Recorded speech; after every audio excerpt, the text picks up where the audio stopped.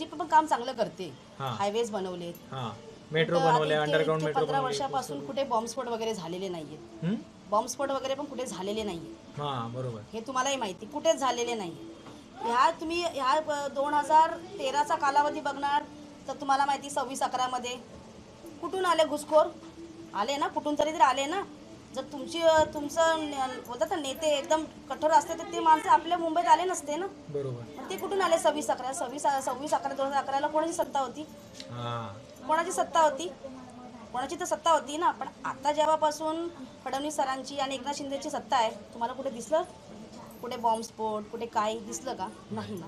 मग आपण कोणाच्या बद्दल चुकीचा भेदभाव नाही करायचा. जो माणूस हाय करतोय आम्ही त्यांनाच वोट देणार.